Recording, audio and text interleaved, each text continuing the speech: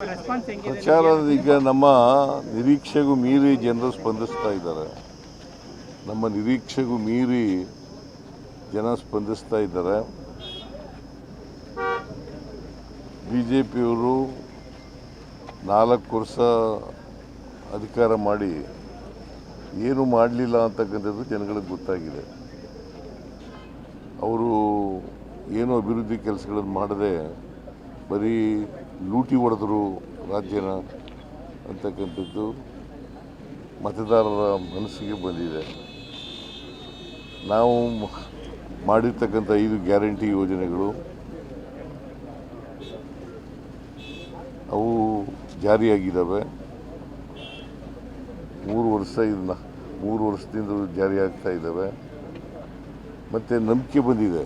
B J ಪಿಯವರು ಏನೇ ಸುಳ್ಳು ಹೇಳಿದ್ರು ಕೂಡ, ಯಾಕೆಂತಂದರೆ ಇವು ಜಾರಿ ಆಗೋದೇ ಇಲ್ಲ ಅಂತ ಹೇಳಿದರು.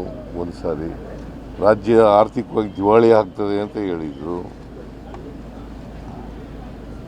ಖಜಾನೆ ಖಾಲಿ ಆಗಿಬಿಡ್ತದೆ ಅಂತ ಹೇಳಿದರು. ಅಭಿವೃದ್ಧಿ ಕೆಲಸಗಳು ನಡೀತಾ ಇಲ್ಲ ಅಂತ ಹೇಳಿದರು. ಆಮೇಲೆ ಕಳೆದ ಲೋಕಸಭಾ ಚುನಾವಣೆ ಆದಮೇಲೆ ನಿಲ್ಲಿಸ್ಬಿಡ್ತಾರೆ ಅಂತ ಹೇಳಿದರು.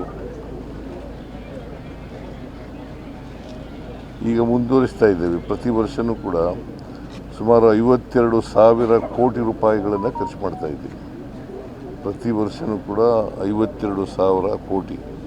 ಮಾರ್ಚ್ 24ರವರೆಗೆ 1,31,000 ಕೋಟಿ ಖರ್ಚು ಮಾಡಿದ್ದೀವಿ. ಮಾರ್ಚ್ 31ರವರೆಗೆ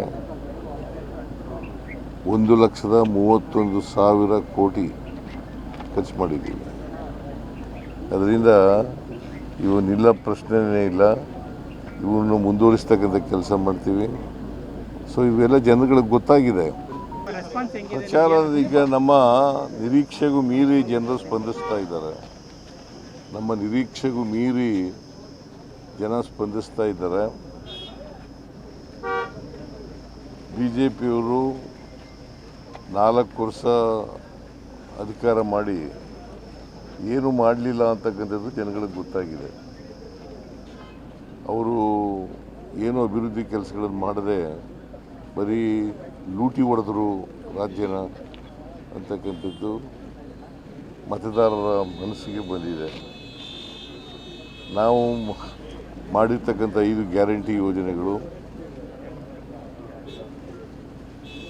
ಅವು ಜಾರಿಯಾಗಿದ್ದಾವೆ.